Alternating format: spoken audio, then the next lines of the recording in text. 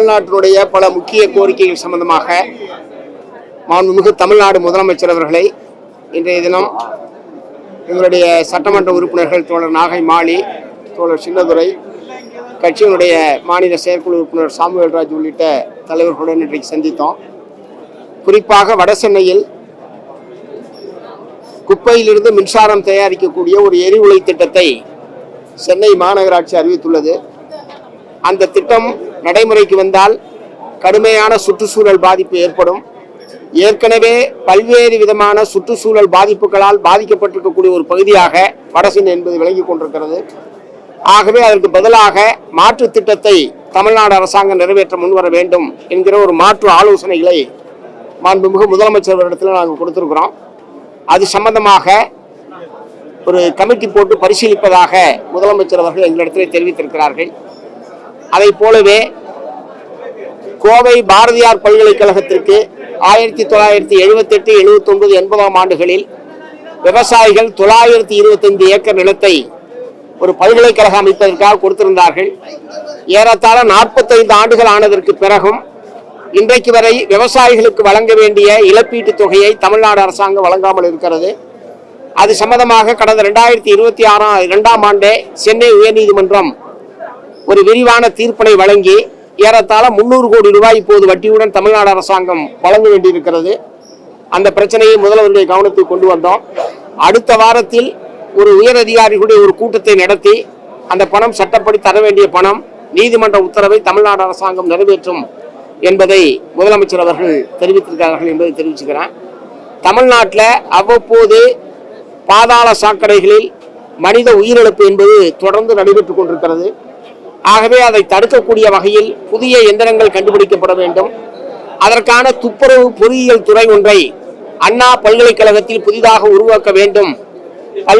உலகத்தில் பல்வேறு நாடுகளில் அந்த துப்புரவு பொறியியல் துறை மூலமாக மனிதர்களை பயன்படுத்தாமல் கழிவுகளை அகற்றுவதற்கான பல புதிய எந்திரங்கள் என்பது கண்டுபிடிக்கப்பட்டிருக்கிறது. ஆகவே தமிழ்நாட்டிலும் இந்த பாதாள சாக்கடை மரணங்களை முற்றிலும் தடுக்கக்கூடிய வகையில் புதிய எந்திரங்கள் கண்டுபிடிக்கப்பட வேண்டும் என்பதை நாங்கள் வற்புறுத்தியிருக்கிறோம். அதையும் முதலமைச்சர் அவர்கள் ஏற்றுக்கொண்டிருக்கிறார்கள். அப்படி ஒரு துறையை உருவாக்குவது சம்பந்தமாக அதிகாரிகளோடு ஆலோசிப்பதாக அவர்கள் தெரிவித்திருக்கிறார்கள். அதை போலவே கேபிள் டிவி உரிமையாளர்கள் அதில் இருக்கக்கூடிய பணியாளர்களை பாதிக்கக்கூடிய வகையில் கட்டாயம் இவர்களிடம்தான் செட்டாப் பாக்ஸ் வாங்க வேண்டும் என்கிற முறையில் ஒரு நிர்பந்தத்தை இங்கே கொடுத்து கொண்டிருக்கிறார்கள். அதனால் பல்லாண்டு காலமாக அந்த தொழிலில் ஈடுபட்டிருக்கக்கூடியவர்கள் பாதிக்கப்பட்டிருக்காங்க. அதனால இந்த குறிப்பிட்ட நிறுவனத்தினுடைய செட்டாப் பாக்ஸ்களைத்தான் வாங்க வேண்டும் என்கிற நிர்பந்தத்தை கொடுக்க கூடாது என்பதையும், அதே மாதிரி நலவாரியம் நல்ல முறையில் செயல்பட வேண்டும் என்பதையும் நாங்கள் வற்புறுத்தியிருக்கிறோம். இந்த கோரிக்கைகள் எல்லாமே தமிழ்நாட்டினுடைய பல லட்சக்கணக்கான மக்களுடைய நலன் சார்ந்த கோரிக்கைகளை நாங்கள் வற்புறுத்தி இருக்கிறோம். அவை அனைத்தையும் ரொம்ப பொறுமையாக மாண்புமிகு முதலமைச்சர் அவர்கள் கேட்டார்கள்.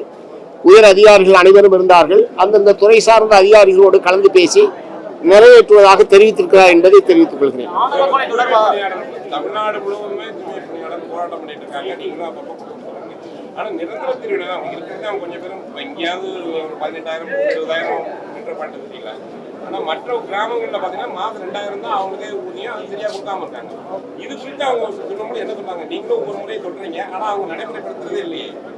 இல்ல, துப்புரவு பணியாளர்களுடைய பிரச்சனை சம்பந்தமாக அது நிரந்தரப்படுத்தப்பட வேண்டும் என்பது மார்க்சிஸ்ட் கம்யூனிஸ்ட் கட்சியினுடைய கோரிக்கை. அது ஏற்கனவே மாநில அரசாங்கத்துக்கு கவனத்துக்கு கொண்டு வந்திருக்கிறோம்.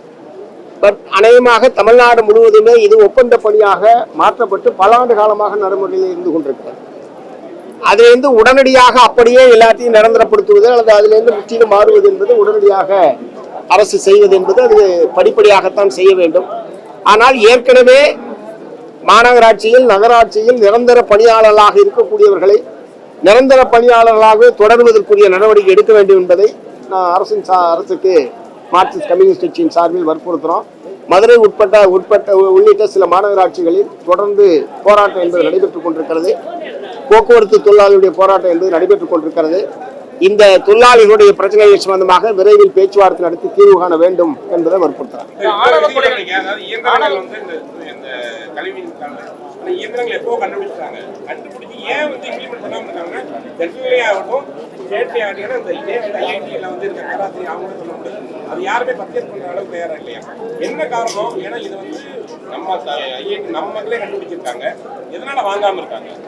இல்ல இப்ப நாங்க வற்புறுத்தி இருக்கிறது இதுக்குன்னு தனியா செப்பரேட்டா ஒரு டிபார்ட்மெண்ட் கோர்ஸே உருவாக்கணுன்றதான் எங்களுடைய கோரிக்கை. துப்புரவு பொறியியல் துறை என்று சொல்லி தனியாக ஒரு டிபார்ட்மெண்ட் ஒரு கோர்ஸ் உருவாக்கணுன்றதை அதை ஏத்துக்கிட்டு இருக்காங்க. ஆணவ கொலைகளை தடுப்பதற்கு சட்டம் ஏற்றணும்னு சொல்லிட்டு சட்டங்கள் கொண்டு வரணும்னு சொல்லிட்டு நீங்க முதலமைச்சர் சந்திச்சிருக்கீங்க, கூட்டணி கட்சிகள்.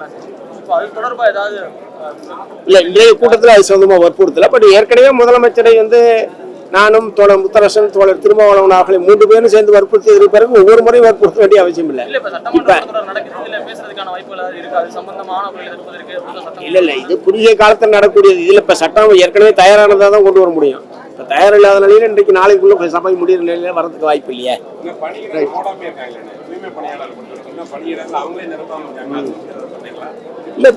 இல்ல தமிழ்நாடு அரசில் ஏராளமான காலி பணியிடங்கள் எல்லா துறைகளிலும் இருக்கிறது. துப்புரவுல மட்டும் இல்ல, வருவாய்த்துறையில இருக்கு, மற்ற பல நெடுஞ்சாலைத்துறையில இருக்கு, எல்லா துறைகளிலும் இருக்கு. அந்த காலி பணியிடங்கள் குறிப்பாக பின்னடைவு காலி பணியிடங்கள் நிரப்பப்பட வேண்டும் என்பதை நாங்கள் தொடர்ந்து வருவோம். ஓகே, நன்றி.